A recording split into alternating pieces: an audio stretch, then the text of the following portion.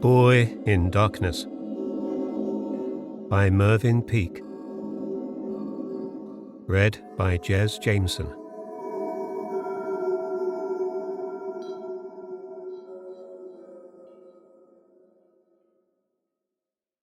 The ceremonies were over for the day. The boy was tired out. Ritual, like a senseless chariot, had rolled its wheels, and the natural life of the day was bruised and crushed. Lord of a towered tract, he had no option but to be at the beck and call of those officials whose duty it was to advise and guide him, to lead him hither and thither through the mazes of his adumbrate home. To celebrate, from day to day, in remote ceremonies the meaning of which had long been forgotten. The traditional birthday gifts had been proffered him on the traditional gold tray by the master of the ritual. Long lines of servants, knee-deep in water, passed before him as he sat hour after hour by the margin of the gnat-haunted lake. The whole occasion had been one to try the patience of an equable adult, and for a child it was hell. This, the boy's birthday, was the second of the two most arduous days of the whole year. On the previous day he had been involved in a long march up the steep flanks of a hill to a plantation where it had been necessary for him to plant the 14th of a group of ash trees, for today he was 14 years old. It was no mere formality, for he had no one to help him as he worked, in a long grey cloak and a hat rather like a dunce's cap. On his return journey down the steep hill, he had stumbled and fallen, bruising his knee and cutting his hand, so that by the time he was at last alone in his small room overlooking the red stone square, he was in a frame of mind quite savage in its resentment. But now, on the evening of his second day, his birthday, the day of so many idiotic ceremonies that his brain throbbed with incongruous images and his body with fatigue, he lay upon his bed with his eyes closed. After resting for some while, he opened one of his eyes at what sounded like a moth fluttering against the window. He could see nothing, however, and was about to close his eyes again when he caught sight of that ochre-coloured and familiar patch of mildew that stretched across the ceiling like an island. He had stared many times at this same mildew island with its inlets and its bays, its coves, and the long curious isthmus that joined the southern to the northern masses. He knew by heart the tapering peninsula that ended in a narrowing chain of islets like a string of discoloured beads. He knew the lakes and the rivers, and he had many a time brought imaginary ships to anchor in hazardous harbours, or stood them off when the seas ran high, where they rocked in his mind and set new courses for yet other lands. But today he was too irritable to make believe, and the only thing he stared at was a fly that was moving slowly across the island. "An explorer, I suppose," muttered the boy to himself. And as he muttered, there came before his eyes the hated outline of the mountain, and the 14 stupid ash trees, and the damnable presents that were handed to him on the golden tray, only to be returned to the vaults 12 hours later. And he saw 100 familiar faces, every one which reminded him of some ritual duty, so that he beat his hands upon the bed, shouting, "No, no, no!" and sobbed until the fly on the mildew island had crossed from east to west and was now following the coastline as though it had no wish to venture out across the seething sea. Only a little part of his consciousness was taken up with watching the fly, but that little was identifying itself with the insect, so that the boy became dimly aware of exploration as something more than a word or a sound of a word, as something solitary and mutinous. And then it came, all at once, the first flicker of imperative rebellion, not against any one particular person, but against the eternal round of deadly symbolism. He longed, he knew it now, to turn his anger into action, to make his escape from the jails of precedent, to make a bid, if not for final freedom, then at least for a day. For a day. For one tremendous day of insurrection. Insurrection! It was indeed nothing less. Was he truly contemplating so radical a step? Had he forgotten the pledges he had made as a child, and on 1,000 subsequent occasions? The solemn oaths that bound him with cords of allegiance to his home. And then the whisper that breathed between his shoulder blades as though urging him to fly, that whisper that was growing in volume and intensity. "Just for a little while," it said. "After all, you are only a boy. What kind of fun are you having?" He heaved himself over in bed and gave out a great yell. "Oh, damn the castle! Damn the laws! Damn everything!" He sat bolt upright on the edge of his bed. His heart was beating fast and thick. A soft golden light was pouring through his window in a kind of haze, and through the haze could be seen the double line of banners that shook along the rooftops in his honour.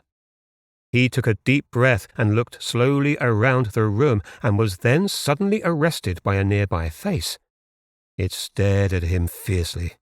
It was a young face, despite the fact that the forehead was puckered up in a deep frown. Hanging on a cord around the neck was a bunch of turkey feathers.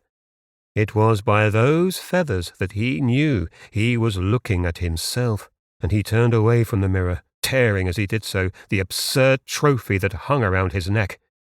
It was for him to wear the feathers all night before handing them back on the following morning to the hereditary master of the quills. As it was, he jumped from the bed, tore off the rotting relic, and trampled upon it. Then came the upsurge again, the thrill and speculation of escape. Of escape to where, and when? When should it be? "Why, now! Now! Now!" came the voice. "Be up and be gone.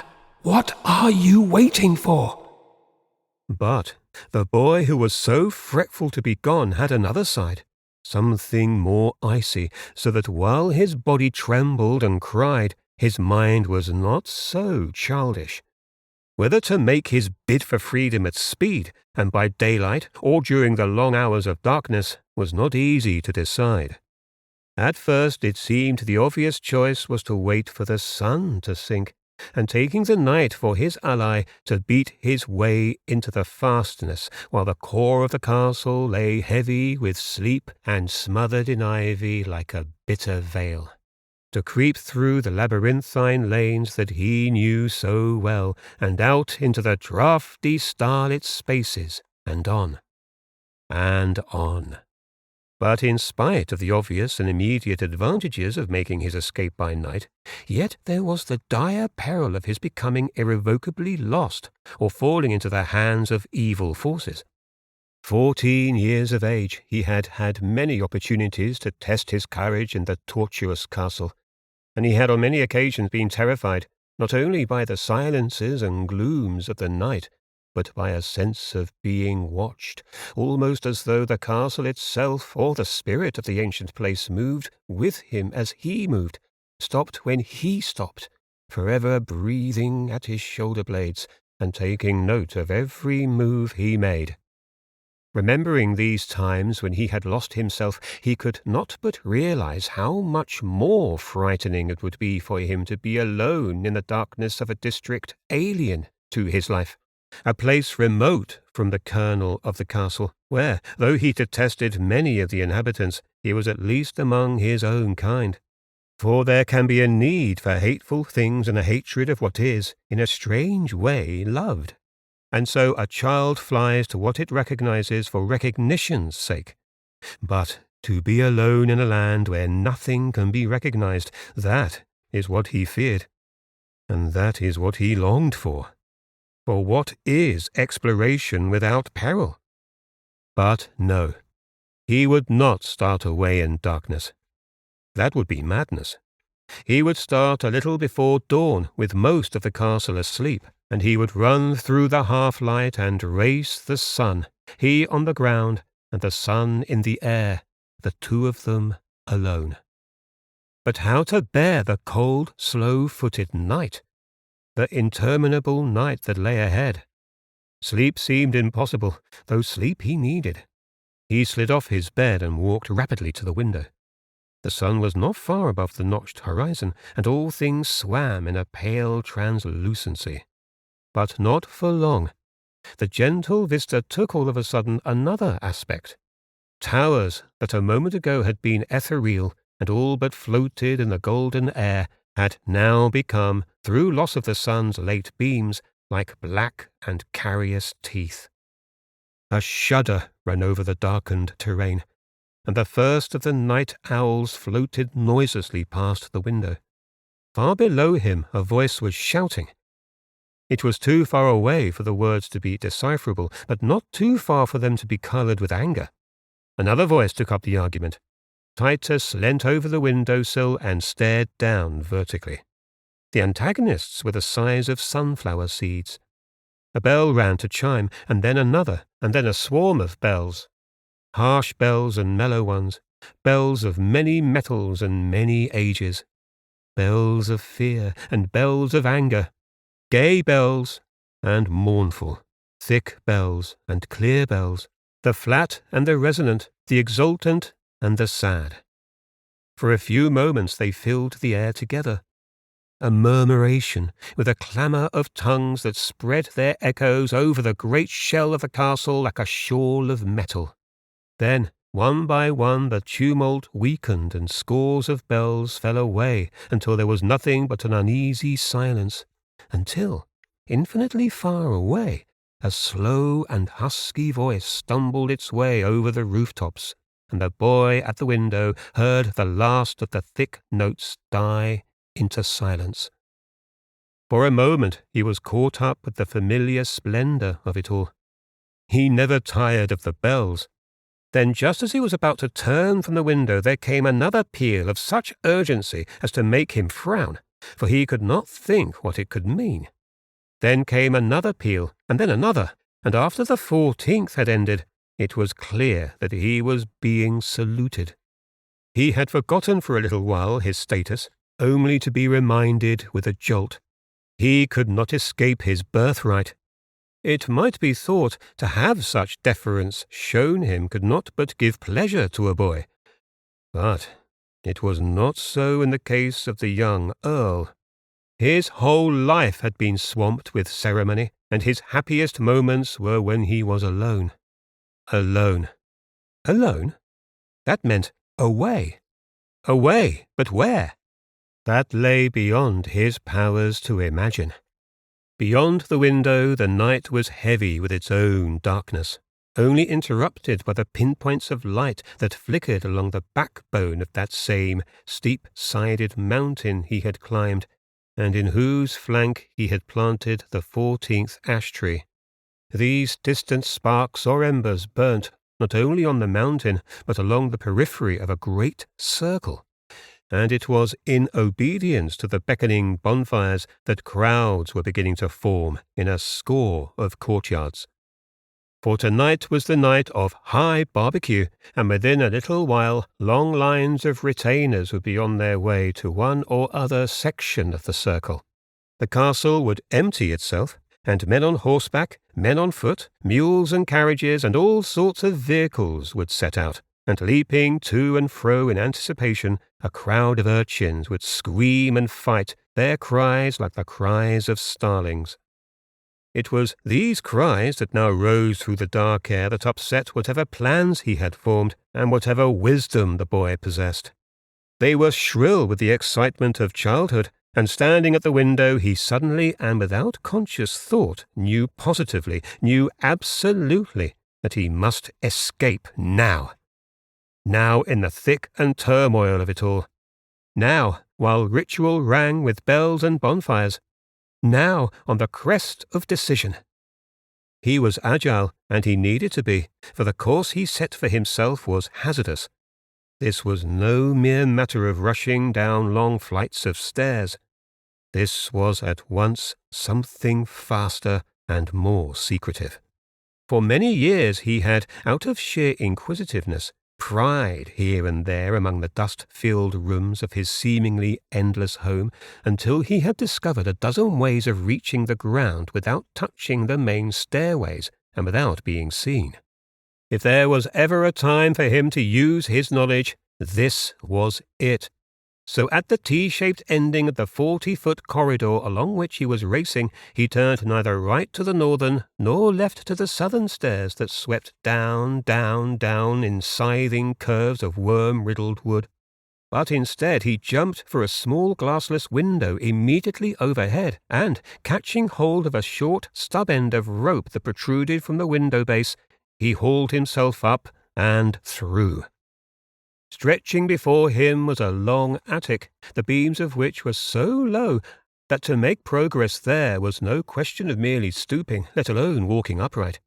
The only method was to lie flat and wriggle on knees and elbows. This could be a wearisome business, for the attic was extensive, but the boy had reduced the process to such a rhythmic science that to see him would be like watching a mechanical toy. At the far end there was a trapdoor which, when pulled open on its hinge, disclosed from above a long drop to an outstretched blanket like a huge blue hammock. The corners were tied with cord attached to the low beams. The belly of the blanket swung free of the ground. Within a few moments he was through the trapdoor and had bounced from the blanket onto the floor like an acrobat. This room must once have been cared for. There were signs of faded elegance, but the high square room now breathed a forlorn and dismal air. Had it not been that the window of this room was thrown wide to the night, the boy might by now have been finding it impossible to see his hand before his face. But the window made a rectangle of dark grey that appeared to be let into surrounding blackness of the room. Moving rapidly to the window, he edged his way over the sill and out into the open air, and now began the long swarm down 100 feet of tough, grey rope. After what seemed to be a long while, he reached another small window in the enormous expanse of the wall, and he wriggled his way through this disused opening and left the long rope swinging aimlessly. Now he was on some kind of a landing, and a moment later he was pounding his way down flight after flight of stairs until he came to a derelict hall. At the boy's approach, a husky scuffling sound suggested that a number of little creatures had been startled and were making for their lairs. The floor of the one-time hall was not a floor in the ordinary sense, for the floorboards had long since rotted away, and where they should have been, the grass grew luxuriantly, and a host of molehills filled the place as though it were an ancient burial ground. For a few moments, not knowing why, he stood still and listened. It was not the kind of place for racing through, for there is a certain grandeur in decay and in stillness which slows the footsteps. When he halted, there was no sound at all. But now, as from another world, he heard the far-away voices of children, so faint that at first he thought it was the sound of a beetle rubbing its thighs together. He turned to his left where there was once a door, and at the far end of a corridor he saw the small square of light no bigger than a fingernail. He began to make his way down this corridor, but there was a different air about him now. The madness had gone out of his flight.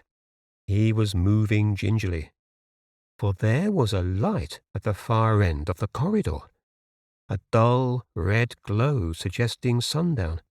What could it be? The sun had sunk long ago. Then came far, shrill voices again, this time louder, though no single word could be recognized. And then he realized what was happening. The children of the castle were at large. It was their night of nights, with torches blazing. Their voices grew louder as the boy advanced, until he saw them through the archway, and they covered the ground, an army of wild children, so that he found no difficulty in slipping unobserved into their teeming ranks. The torches flared in the voice-filled night, and the light of the torches shone on their wet foreheads and flashed in their eyes.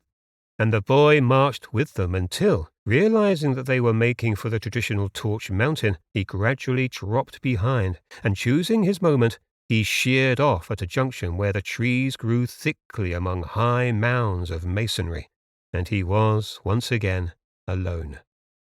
By now he was several miles from the castle itself and deep into less obvious territory. Less obvious but still recognizable by reason of the occasional idiosyncrasy of stone or metal, a shape protruding from a wall, a jag or jutting that rose to the brink of memory. So the boy moved on, catching glimpse after glimpse of half-remembered, half-forgotten shapes.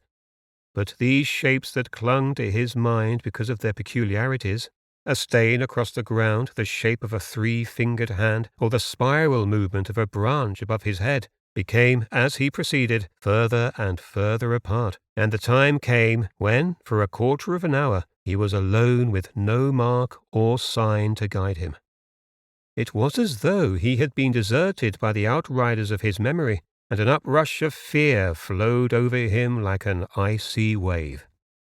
He turned in the darkness, this way and that, flashing his torch along the endless walk to set the webs of spiders in a blaze or blind a lizard on its ferny shelf. There was no one about, and the only sound was the slow drip of water and the occasional rustling of ivy. Then he remembered his motive, his reason for being where he was. Lost in a fastness, he remembered the endless ritual of his primordial home. He remembered his anger, and how he was determined to defy sacred laws of his family and his kingdom, and he stamped his feet on the ground, for, in spite of all this, he was frightened at what he had done, and frightened of the night, and he began to run, his footsteps sounding loud upon the stones, until he came to a great stretch of land where only a few trees grew, with their arms flung out as though in exasperation. And as he ran, the moon slid out of the thick clouds, and he saw ahead of him a river. A river! What river could this be? There was, it is true, a river that wound about his home, but this was something quite different. A wide, sluggish waterway with no trees upon its banks, a featureless, slow-moving stretch of sullen water with the bilious moonlight glowering on its back. He had come to a halt on seeing this, and as he stood, he felt the darkness close in behind him, so that he turned his head and saw the dogs. Out of nowhere, it seemed, these hounds had gathered themselves together. Never in his life had the boy seen so many. There had been, of course, the scavengers, flitting from time to time down the corridors of his home, hugging the walls, baring their fangs. Shadow, the yelp of a scuffle in the dark, and then the silence again. But this was something very different, where the dogs seemed to be part of the day and night, cocksure of themselves, their lean grey heads held high in the air. Hounds out of somewhere else, they lived in forsaken halls and lay down all together in a single blot of darkness, or in the glaring noon they covered the stone floors of ruined cloisters as thick on the ground as autumn leaves. They gathered themselves in a half-moon, and, without touching him, seemed yet to urge him eastwards to the bank of the great river. The breath from their lungs was deep and fierce, but there seemed to be no immediate menace in it. Not by the merest graze did the fanged horde of these hounds touch the boy, who was yet impelled to go forward inch by inch until he stood on the brink of the great waterway where a shallow skiff lay moored. With the breathing of the beasts all about him, he stepped down into the skiff and, with shaking hands, untied the painter. Then, grabbing a kind of punting pole, he pushed off into the sluggish stream. But he was not free of the dogs, who, leaping into the water, surrounded him, so that a great flotilla of canine heads bobbed up and down in the moon-glazed water, their ears pointed, their fangs bright in the light of the moon. But it was their eyes that were appalling. They were that kind of bright and acid yellow that allowed no other colour alongside, and, if a colour can have any moral value, was ineradicably wicked. Fearful as he was, and amazed as he was to find himself in this strange predicament, yet, in spite of the pack, he was less ill with terror than he might have been utterly alone. The dogs were, unwittingly, his companions. They, unlike the iron and the stone, were alive, and had in common with him the throb of life in their breasts, and he threw up a prayer of gladness as he dug the long pole into the mud of the riverbed. But he was deadly tired, and his weariness joined with the easing of his loneliness to the point where he all but fell asleep. But he kept his eyelids open, and the time came when he reached the opposite bank and stepped out over the side into the warm, moonlit water, and the hounds turned about and drifted away like a dark carpet. So he was alone again, and his terror might have returned had he not been so tired. As it was, he crawled up a shallow bank until he reached dry ground, and then, curling up, he fell incontinently asleep. How long he slept was difficult for him to estimate, but when he woke it was broad daylight, and as he raised himself on one arm he knew that all was ill. It was not the air of his own country. This was foreign air. He looked about, and nothing was familiar. He had known on the previous night that he was lost, but this was another kind of sensation, for it seemed that he was not only far from home, but that some new quality hovered between him and the sun. It was not something that gone that in his heart of hearts he wanted back, but that something lay ahead of him that he had no wish to meet. What it could be he had no inkling. All he knew was that it would be different. The sun upon his face felt hot and very dry. His sight appeared to be keener than ever, as though a film had been taken away from his eyes, and an odour quite unlike any other began to force itself upon his notice. It was not unpleasant in itself. In fact, there was a trace of sweetness inextricably tangled with the menace. He turned his back upon the wide and creeping river and, leaving the skiff in the shallow water, clenched his hands together. Then he started to walk with quick, nervous steps towards the low hills that lay over the skyline, where walls and rooftops were intermixed with trees and the branches of trees. As he went on, there were indications, at first hardly recognizable, that he was on evil ground. Tinges of glaucous colour, now here, now there, appeared before his eyes. They lay thinly like snail slime, or glistened from the occasional stone or along a blade of grass, or spread like a blush over the ground. But a blush that was grey, a wet and slippery thing that moved hither and thither over the foreign ground. It shone with a horrible light upon the dark earth, and then was gone, and the reverse took its place, for the blush was now the dark and slithering thing, and the terrain all about it shone like the skin of a leper. The boy turned his head from something he could not understand in order to rest his eyes upon the river, for even that ghastly waterway was some kind of a comfort, for it was in the past, and the past can do no further harm. It had done him none.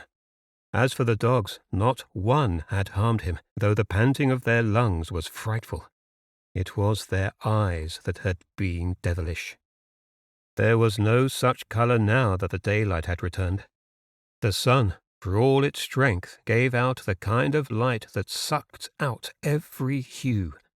For the moon to have done this would have been in keeping with the baleful light she casts, but in her case something of the reverse had happened, for the eyes were lemon yellow. But when the boy turned to the waterway behind him, as though for comfort, he saw how changed it was. Whatever it had been like on that previous night, it was no friend to him now. The water under the sun's rays was like grey oil that heaved as though with a voluptuous sickness. The boy turned his head back again and ran a little way, as though from some vile beast. In contrast to the oleaginous river, the harsh outline of the wooded hill was crusty like bread, and with never a glance behind him he made in that direction. It was now many hours since he had last had a meal, and his hunger was becoming almost unbearable. The level ground was thick with dust.